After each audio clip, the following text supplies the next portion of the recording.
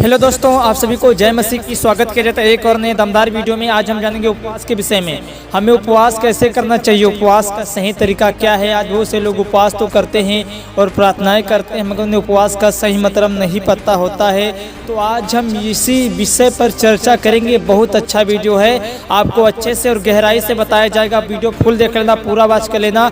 आज परमेश्वर आपसे बात करेगा और आप जानेंगे कि उपवास में कैसे करना चाहिए। डायरेक्ट परमेश्वर आपकी प्रार्थनाओं का उत्तर देगा, डायरेक्ट परमेश्वर सुनेगा और आपके उपवास का फल आपको मिलेगा यीशु मसीह के नाम से।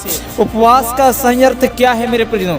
उपवास आत्मिक उन्नति विषय के लिए फिर या किसी और निर्णय के लिए जल भोजन को छोड़कर पूरा समय परमेश्वर के वचन को पढ़ने और प्रार्थना और आत्मिक संगत में समय बिताने को उपवास कहा जाता है मेरे प्रियजनों।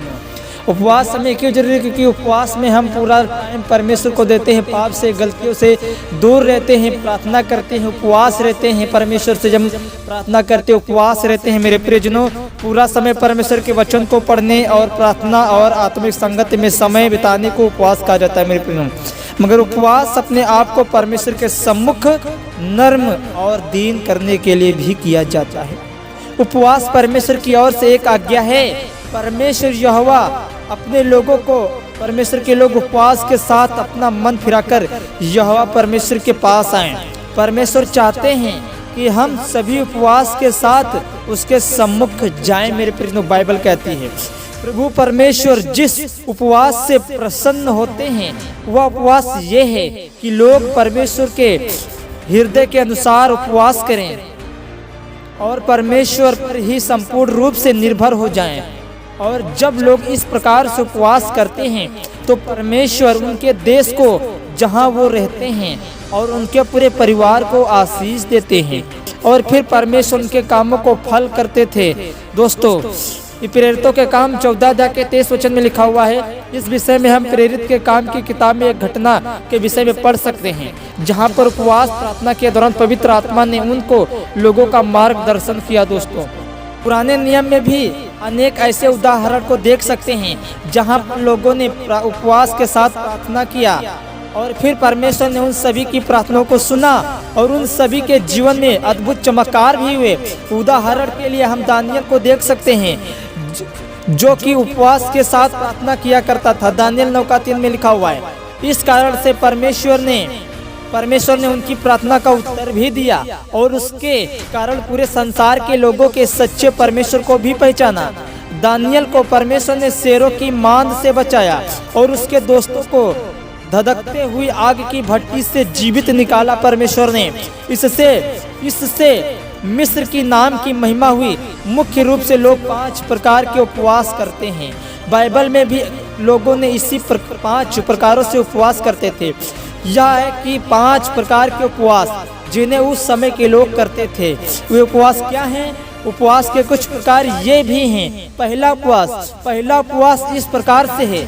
इस उपवास में लोग किसी भी प्रकार से कोई भी भोजन या जल को ग्रहण नहीं किया करते हैं। सही मायने में यही एक संपूर्ण उपवास का तरीका होता है।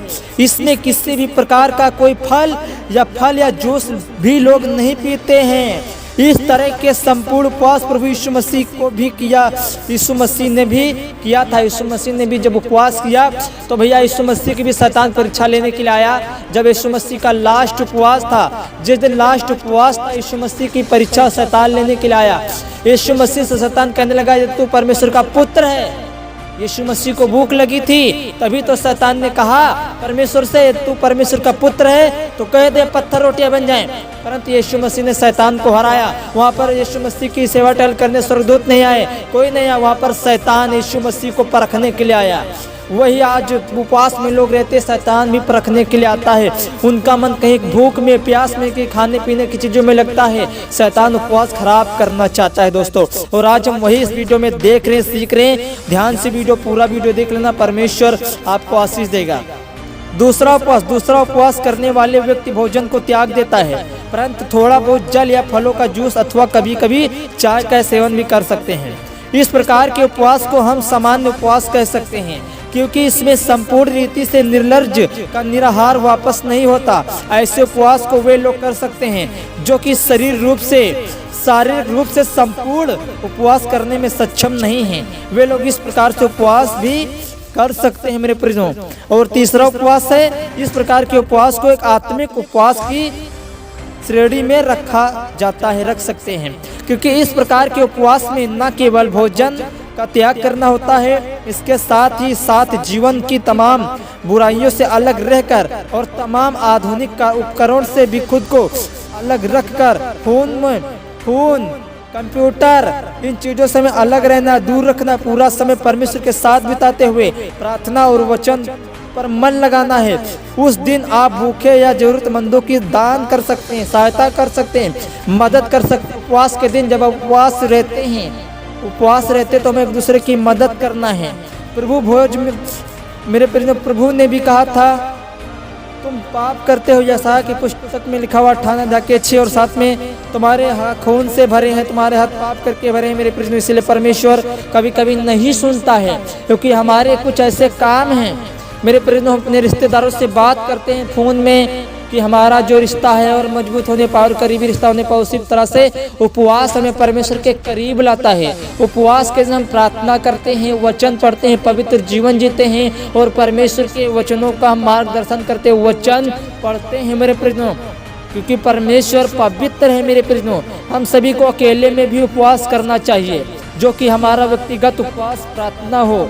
मत्ती की किताब में भी लिखा हुआ 6 अध्याय के 17 और 18 वचन के अनुसार, जब कोई व्यक्ति उपवास रखता है तो वह इस प्रकार से उपवास ना करे कि लोग उसे देखकर ही उपवास ही जान जाएं।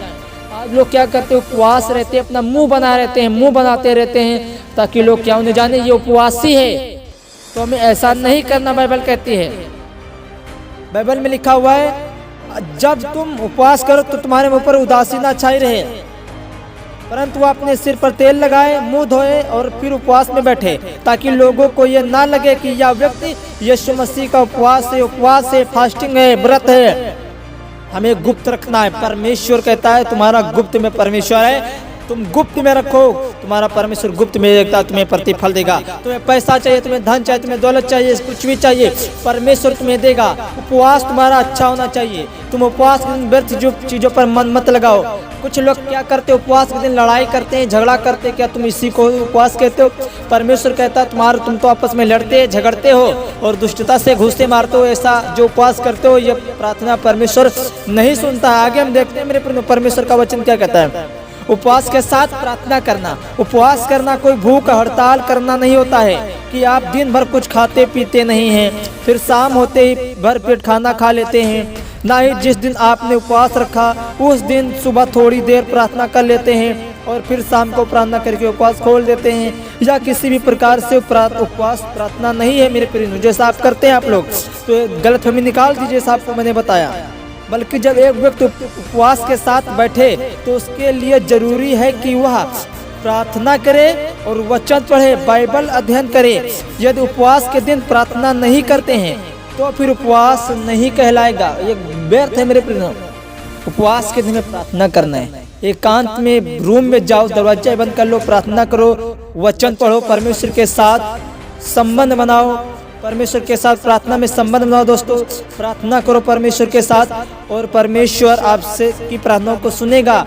आप उपवास रहते हो तो हमें परमेश्वर की और अपना जो संबंध है प्रार्थना के साथ कनेक्शन जोड़ना, संबंध बनाना है परमेश्वर के साथ मेरे प्रिय। आगे हम पढ़ते हैं। और अगर आप उपवास रखकर पूरे अपने काम काज करते हैं, जैसे कि नौकरी करना या व्यवसाय करना, या फिर शाम को घर आकर उपवास खोल देते हैं, तो यह भी किसी भी प्रकार का उपवास नहीं माना जाएगा। और ना ही उपवास रखकर पूरे अपने घर में बिस्तर के अंदर सोते रहें। कुछ लोग क्या करते हैं, उपवास रखकर सोते रहते हैं, तो ये भी उपवास नहीं कहलाया जाएगा दोस्तों। ठीक है, कोई उपवास करे तो उसे प्रार्थना और वचन निरंतर समय बिताने की आवश्यकता है मेरे प्रिय। प्रार्थना करना, वचन पढ़ना चाहिए। जिस दिन आप उपवास रखें उस दिन आप कोई काम काज ना करें, परमेश्वर की वार्निंग है, परमेश्वर का ये वचन कहता है मेरे प्रियजनों। तो हमें उपवास के विषय में हम जान चुके हैं। हमें उपवास के दिन पवित्र जीवन जीना है, अपना काम काज छोड़कर हमें उपवास के दिन काम नहीं करना है। हमें अपना समय परमेश्वर को देना है। उपवास के दिन हमें व्यर्थ चीज़ों पर मन नहीं लगाना है। हमें कनेक्शन बनाना, संबंध बनाना, प्रभु के साथ प्रार्थना में वाचा बांधना है। दोस्तों यदि हम उपवास रहते, हमारा उपवास अच्छा है, यीशु मसीह के जैसा है, तो परमेश्वर हमें फल देगा, आशीष देगा, मेरे जीवन में चमत्कार होंगे। यदि हम उपवास अच्छे सही तरीके से उपवास को करते हैं तो परमेश्वर आपको बढ़ाएगा और आशीष देगा। जिस विषय के लिए आप उपवास हैं, हमें गरीबों की मदद करना, सहायता करना, उपवास करना, यही नहीं कि उपवास खोले कि खाना खाने लगे, सो रहे, दिन भर मोबाइल चला रहे, कंप्यूटर चला रहे, काम कर रहे, तो ये मेरे प्रश्न उपवास नहीं माना जाएगा। तो आशा करता हूँ छोटा सा वीडियो समझ में आएगा। परमेश्वर आपको आशीष दे। मिलता हूँ नेक्स्ट वीडियो में। चैनल को सब्सक्राइब करें, वीडियो को लाइक करें। सबको जय मसीह की गुड लक।